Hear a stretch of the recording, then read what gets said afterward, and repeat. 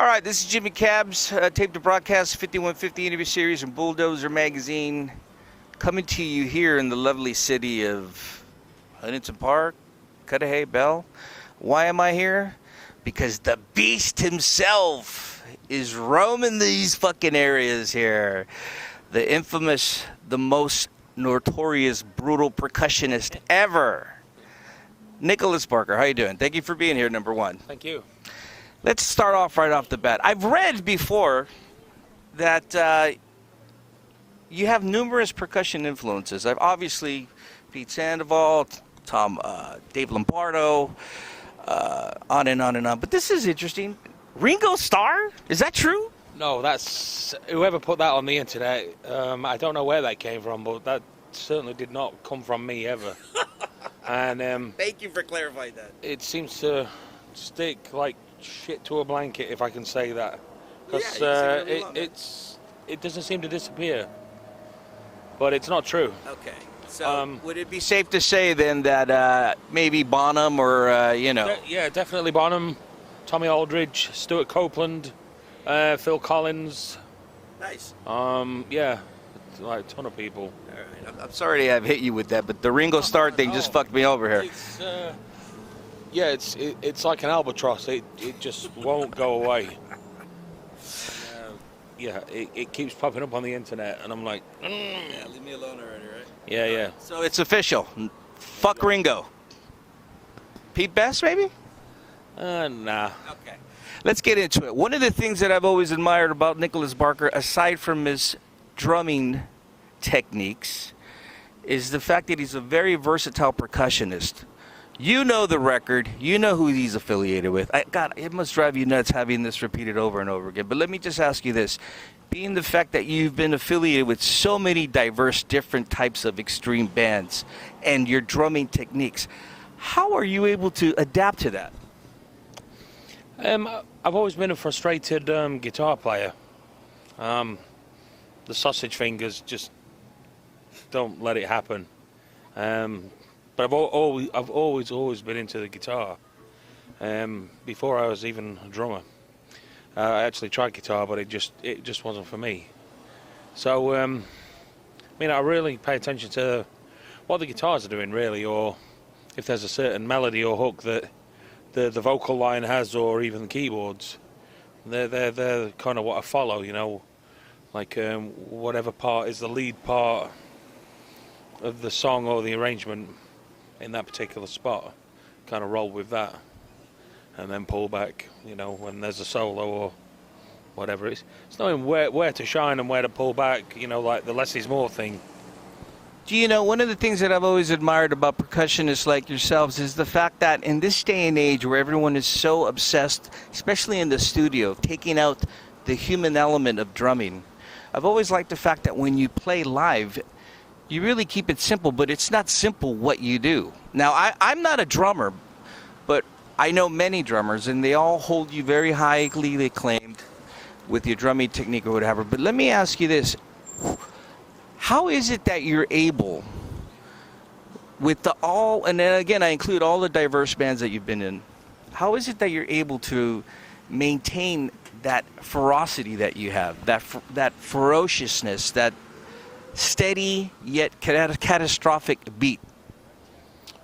Marijuana. Really?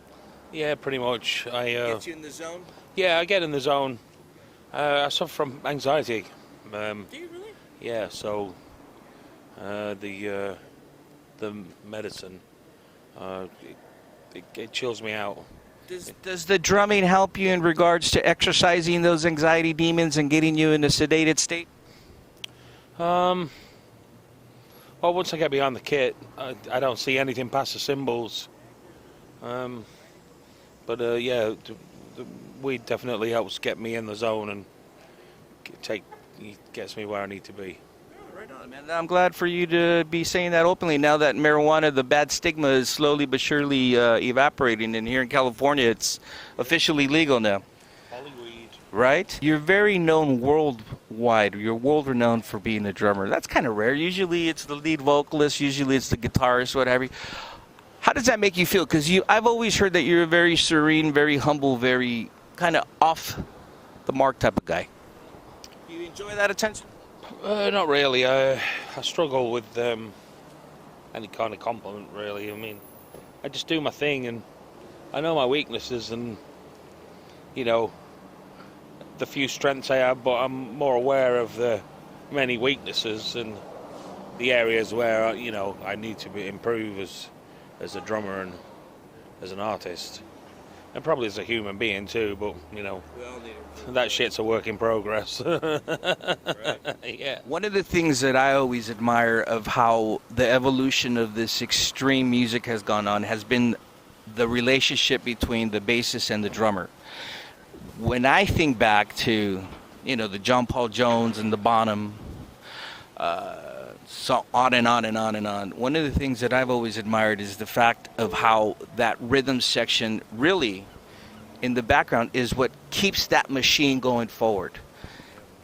Be that as it may, you are known for so many versatile different projects. Have you found yourself throughout the decades having that relationship with the many musicians that you've encountered? Yeah, I've got a great relationship with many of the people I've played with over the years. It's a shame, we all get older and our paths go off in different directions, because over the years, if I could handpick, like a dream team, I could make, like the most amazing supergroup in the world. But, reality is different.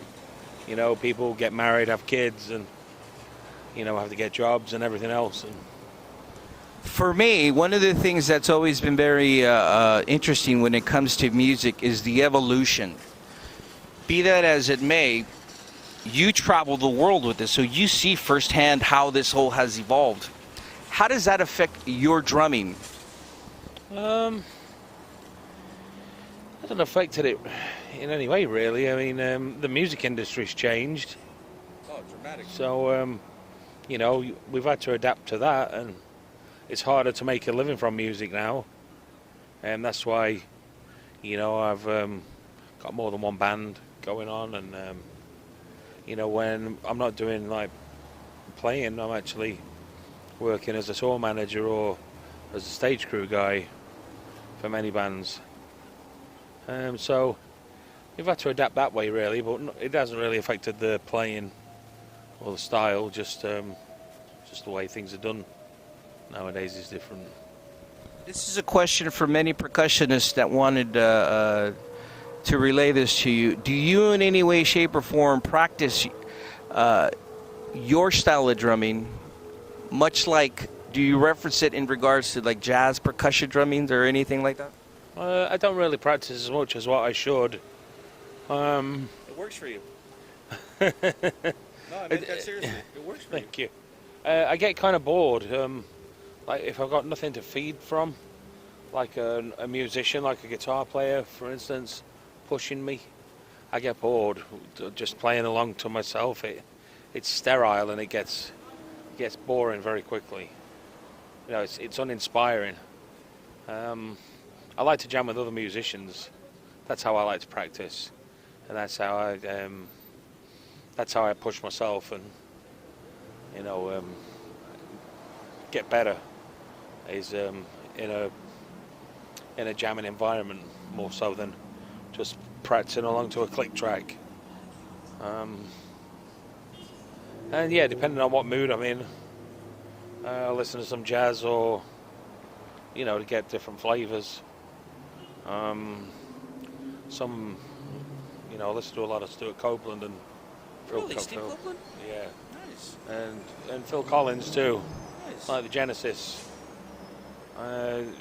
He's a very underrated drummer. Extremely. Yeah. Now, I'm not in any way, shape, or form trying to expose anything, but it's been pretty already documented that you are a part of the Brujeria fucking, I don't want to use the word cartel, but affiliation with the Brujeria. This is why you're here in Southern California. You have a show going on this Saturday. You talked about how drumming becomes mundane for you when you're by yourself or what have you. Would it be safe to say that you are indeed a live drummer. Now, again, before I sound ignorant, there are many drummers that prefer to play in a very sterile environment, and then there's drummers that really not only enjoy it, they thrive, but they can only exist in a live setting. Would you classify yourself as a live beast drummer? Definitely. Live is where it's at for me. Like the atmosphere and the environment and everything.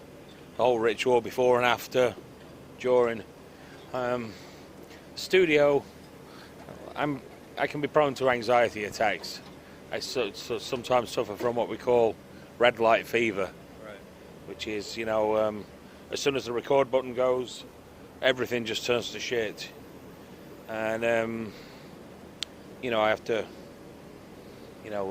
get myself in a particular zone to get the job done. But definitely I'm more of a live drummer than a studio drummer.